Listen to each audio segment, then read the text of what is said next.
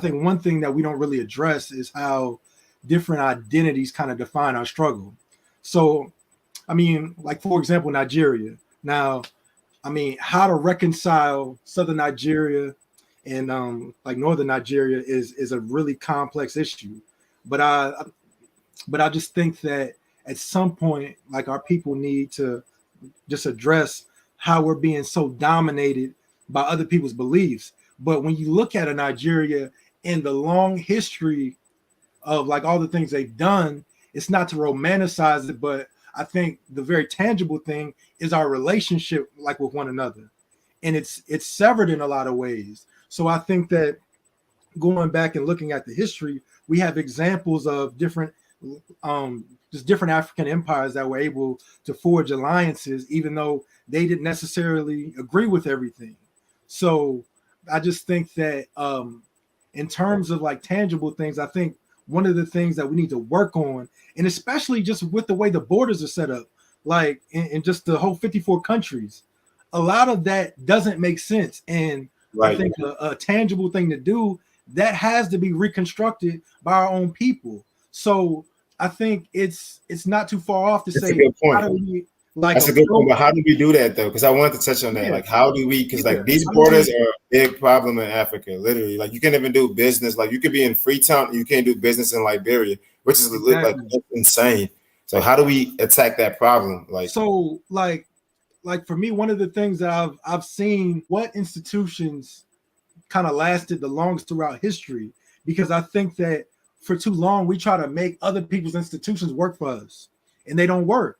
So if we've had governments that lasted a long time, we don't have to engage in cosplay.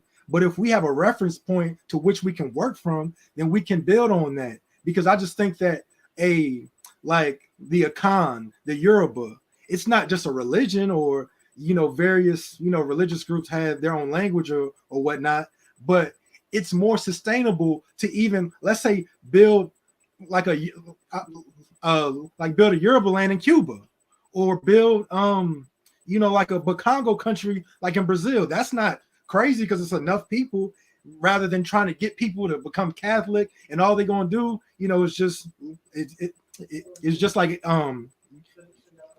it's just like Africanize it. So I think even when we look at a lot of like syncretism and whatnot, it's just better for our people to begin to start pulling things from our history that are more sustainable, because I just think that a lot of things that we try to make work simply aren't working, and that will foster better economic relationships, better political relationships.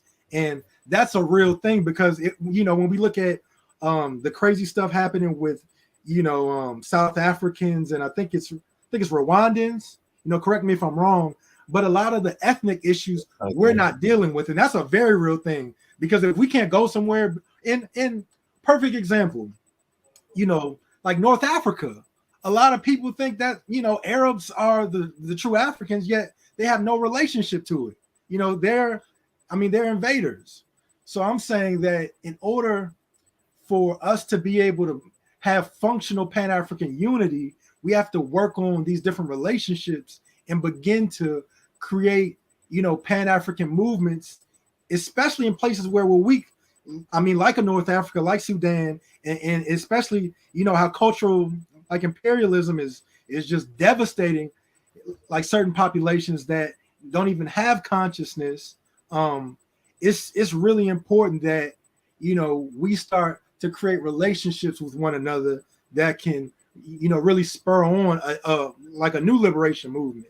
Because otherwise, I know a lot of people unfortunately are trying to even go back and study these different civilizations, but due to whether it be the Chinese, the Arabs, they're starting to destroy our archaeological sites so we can build on things and modernize it. So I think that trying to figure out what is going to unify us is extremely important, and it's going to have immediate tangible results. Right.